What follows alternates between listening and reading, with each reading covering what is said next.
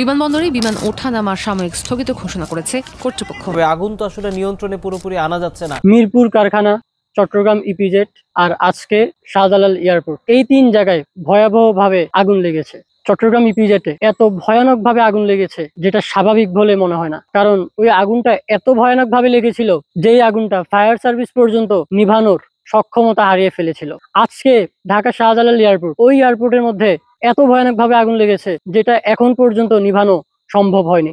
একের পর এক এত ভয়ানকভাবে আগুন লাগা, এটা কি আপনাদের কাছে স্বাভাবিক মনে হয়? এটা কখনোই স্বাভাবিক হতে পারে না। এখানে অবশ্যই সরকারের দায়ভার আছে। বাংলাদেশের মধ্যে যদি একটা পিঁপড়াও মারা যায়, এর দায়ভার অবশ্যই সরকারকে নিতে হবে। মিরপুরে আগুন লেগে 16 জন মরার পর সরকার যদি সঠিকভাবে তদন্ত করত, তাহলে চট্টগ্রাম ইপিজেটে আগুন লাগার কোনো কথাই না। যদি এটা পরিকল্পিত কোনো আগুন লাগার বিষয় হতো। চট্টগ্রাম ইপিজেটে এমন ভয়ানকভাবে আগুন লেগেছে যেই আগুন ফায়ার সার্ভিসের সক্ষমতার বাইরে চলে গিয়েছে। বৃষ্টি হয়েছে, তারপর ওই আগুন নিভেছে। প্রশাসনিক জায়গাগুলোতে আগুন লেগেছে।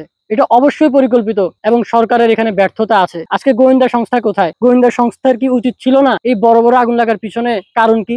চট্টগ্রাম ইপিজেটে আগুন লাগার পর যদি তারা ভালো করে তদন্ত করতে পারতো, তাহলে হয়তো আজকে ঢাকা বিমানবন্দরে আগুন লাগতো না। আর আজকে ঢাকা বিমানবন্দর আগুন লাগার পর, চট্টগ্রাম ইপিজেটের আগুন লাগার পর, এর পরেও যদি সরকার গোয়েন্দা সংস্থার মাধ্যমে তদন্ত শুরু না করে, হয়তো দেশে আরো বড় বড় কিছু অপেক্ষা করছে। বাংলাদেশের ইতিহাসে সবচেয়ে দুর্বল ব্যবস্থা এখন চলতেছে।